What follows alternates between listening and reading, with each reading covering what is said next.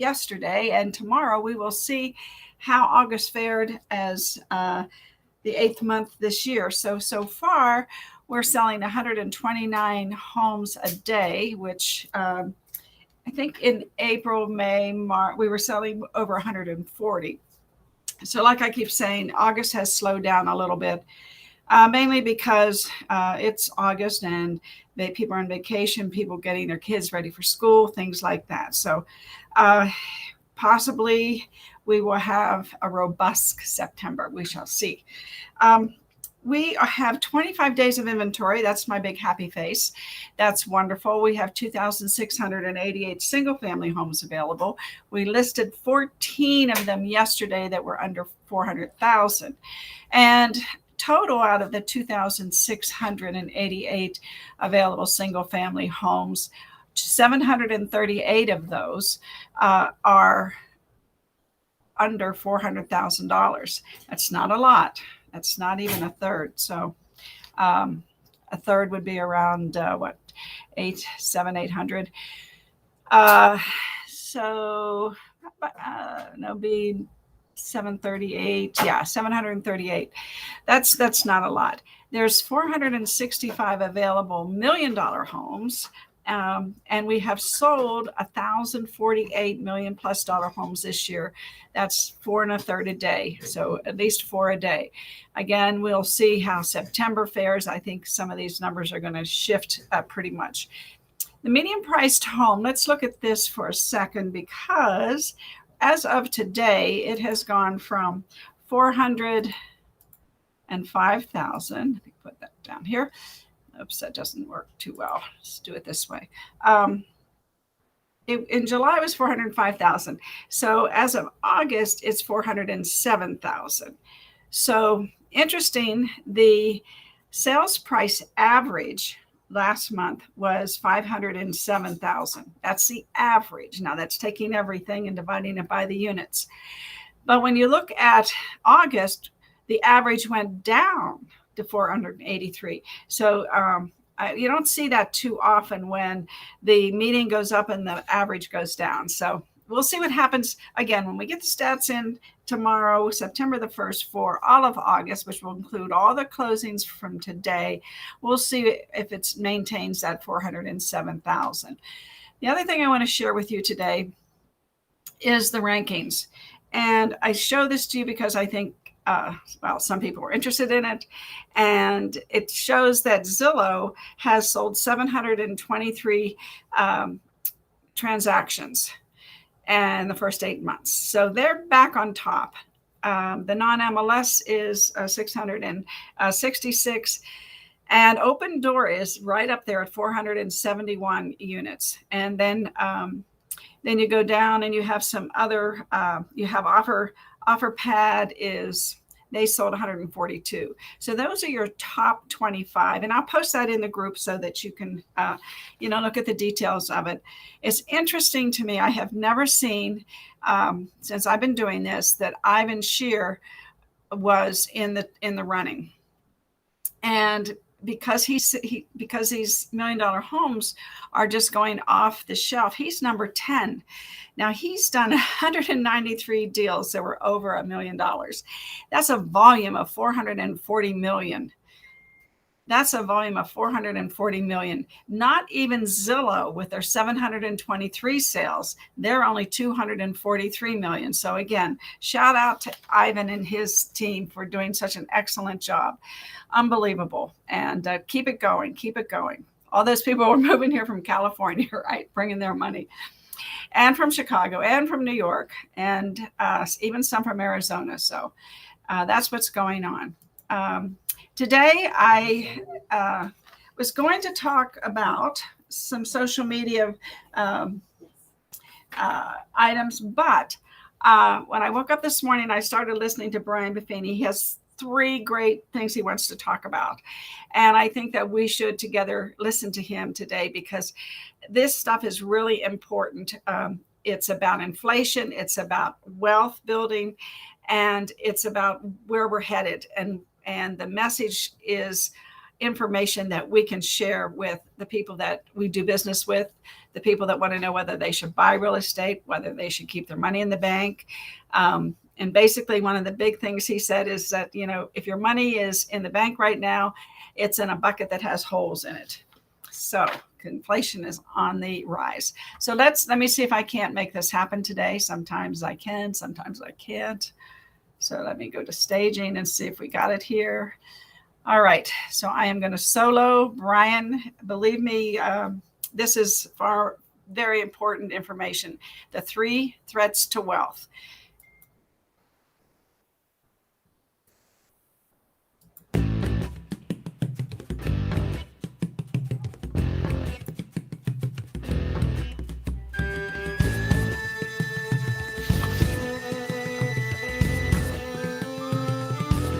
Welcome to the Brian Buffini Show, where we explore the mindsets, motivation, and methodologies of success. Here's your coach, Brian Buffini.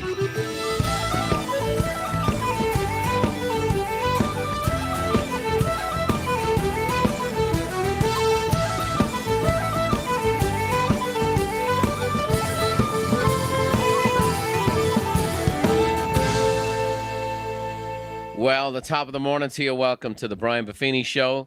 Going to talk a little money today, specifically in the area of the 3 different things that are out there in the marketplace that can threaten your financial well-being. The 3 threats to wealth. Very hard thing for an Irishman to say, especially Dubliners. We have tree threats, 3 trees, a small forest. So they weren't kind to me when they came up with this title, but I came up with the content, and I want to talk to you about this. This is stuff I've shared with my own family. This is a little bit of how I approach my own financial well-being, and especially timely for where we are today. So here we go. There's 3 things we got to watch. The first is lifestyle spending, right? So our lifestyle and what it costs to contribute to that. The second thing is inflation, very hot topic these days. And the third is taxation, always a hot topic for different reasons.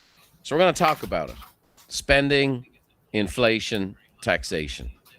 So a definition of spending, do you really need one? But it's to expend or waste wealth or strength, right? You expend energy. An activity in which someone is engaged over a period of time, no doubt. In fact, I would definitely say my spending increased the day I got engaged. How about them apples? So the fact of the matter is, the number one question that people ask when it comes to money is, I just don't know. When they're asked, well, what do you do with your money? I don't know where it all goes. I don't know where it goes. And I tell people that, money's like a gas that escapes. It finds whatever leaks there are. It finds whatever cracks in the system there are. It's like a hole in the balloon. It's going to find it. And literally, I've seen people many, many times who had an increase in income, an increase in income, an increase in income, and they're in this exact same spot. And you can probably think back to when your expenses were a lot less than what they are today. And you go, well, it won't get much higher than this. Oh, really? Oh, really? Yes, it can. So lifestyle spending. And right now, we're in the midst of an explosion in lifestyle spending.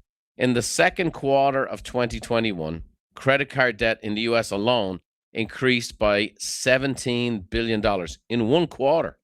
That's to $790 billion altogether. And that was the Federal Reserve quoting that. Consumer spending, the percentage-wise, is up 11.8%. And so what's going on? What's happening? Well, money's come into the system. And I will say this, I don't try to overanalyze political movements. They try to figure things out. Sometimes it's well-meaning, sometimes it's paying off people, sometimes it's this, sometimes it's that. You never know, to be honest with you. But I will say there's always unintended consequences that come along. So many different checks were sent in the mail, and some people were extraordinarily needy and barely hanging on. Our family recently took a trip to Hawaii. We've been going to the Big Island since 1994. And there were many people, we have so many relationships there, people who working in the hotels and the restaurants and whatever else, who were on their last legs. They desperately needed money. Then what happened is there's people getting money who weren't in dire straits, and they got money now, it allowed them to stay home. So now we have this shortage of people all over the country to work, and restaurants and places saying that we have a limited menu because, or we're not opening up because people are being paid to stay home. It was interesting about a year ago, took the family to Lake Tahoe, right? There's all the COVID stuff going on. People were doing more staycations. So we went up to Lake Tahoe.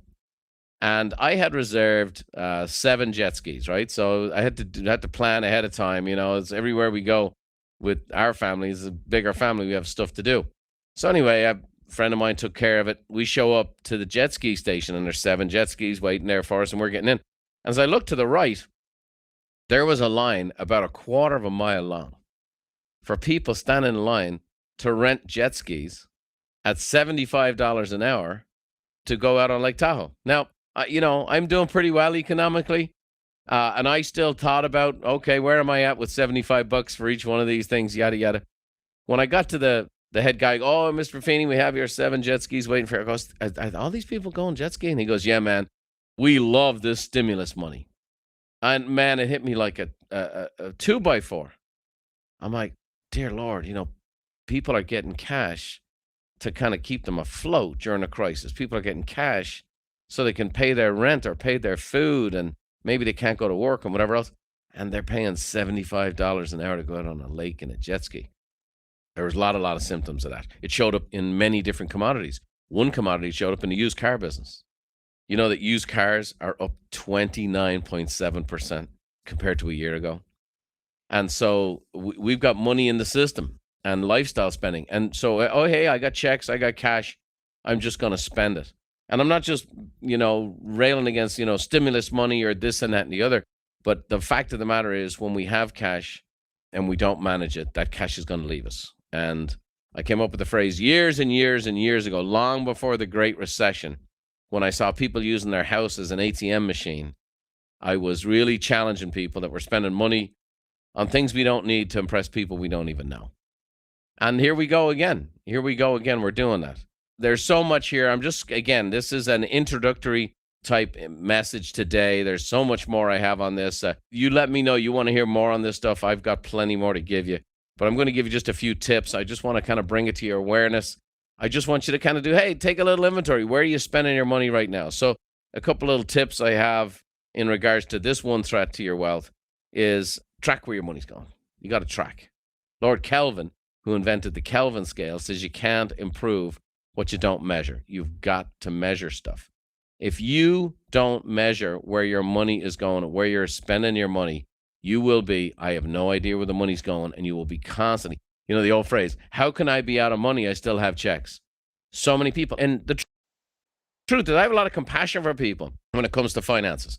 Most of us, certainly me, I was not trained at home. I wasn't mentored at home how to take care of money, on how to budget, how to save, and how to invest.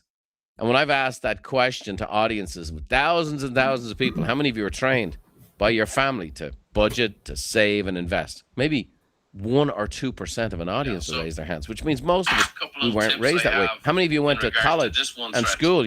All the stuff they want to teach in school today, they don't teach people some real basic stuff about life, how to set some goals, how to manage your time, and especially how to manage your money. The amount of people who come out of business school who've never heard anything about how to manage their money. It's unbelievable. Tips I have. You have to track where your money's going. The second aspect of tracking where your money goes is to implement a budget, which always sounds dire and overwhelming. And I have good friends who are in the business of teaching people on finance go, I don't even teach budgeting anymore because people don't do it. And all I would say is this: if someone doesn't have a budget, that person is not in control of their money. Simple as that. If it's not written down and tracked, you are not in control of your money. Your money's in control of you, and you're in trouble. You're heading for trouble. Or maybe you're already in trouble. Or maybe you're so far in trouble, you're just in denial. And so you got to track where your money's going, and then you got to put a budget in place. And then if you share your life with somebody economically, you got to get on the same economic page with your partner. You got to get on the same economic page with your partner. And this is very, very challenging indeed. Here I am. I'm the son of an independent contractor, house painter, who marries a gal from a different culture, South Carolina. Dad's in the Air Force. So her dad's a government employee. Her mom's a nurse. I grew up in Ireland, totally different economic structure. And we're independent contractors, house painters. Trying to get on the same page economically, let me tell you, that was real challenging. Here I was an entrepreneur selling real estate, always in business. Beverly's always only been comfortable with the concept of a paycheck, as opposed to here's a commission salesman and money comes in chunks rather than in this nice flow every week or 2 weeks. Or that I'm going to put the link it's very, in very the important you get on chat the for same you page. to continue. They say money's the listening to number one this. Good reason morning, for Frank. divorce, Good and I don't morning, believe Serena. that. Hi, Debbie. What I believe, it's the one subject that a couple can't avoid talking about. They're Can't limiting avoid getting into evidently conflict how long over. they will. And so they'll point back to share the that we screen. had big money So problems. I will go ahead But what we and, had was do that communication for problems. you. That we had different couple things that ideologies, he's, philosophies, approaches, talking and the about. battlefield Let me, was money. Mute that. A couple things that he's talking about. Again, I'm not sure what's going on with them, but I don't want to interrupt your day. So let's go ahead and just talk about a couple things. You know, the inflation is, when you listen to this, one of the points is that you want to be able to explain to people who are thinking about buying a home and how inflation, you have a fixed payment on an asset that's rising in value. And that's the key. And that's the message that you need to be able to explain to people so they understand why they should buy a home, especially now in this market when, you know, of course, people think there possibly is a bubble, which we've explained many times there isn't.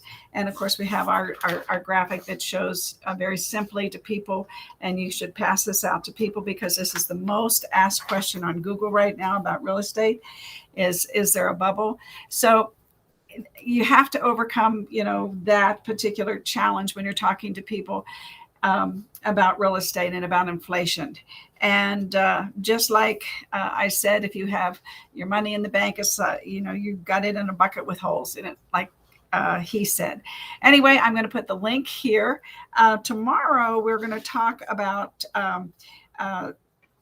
it's going to be like a 3-day boot camp for getting social media, doing live broadcasting, tips for creating your memorable live broadcasts, things like that. So filler content, all kinds of things I'm going to show you tomorrow. And depending, Jimmy might be here on Wednesday. So I may, this may take 2 days to do. So if Jimmy joins us, we may skip the second part of the show, tomorrow's show, till Thursday. Anyway, hopefully you are going to have a great day. I'm going to put the link to this podcast so that you can finish listening to it.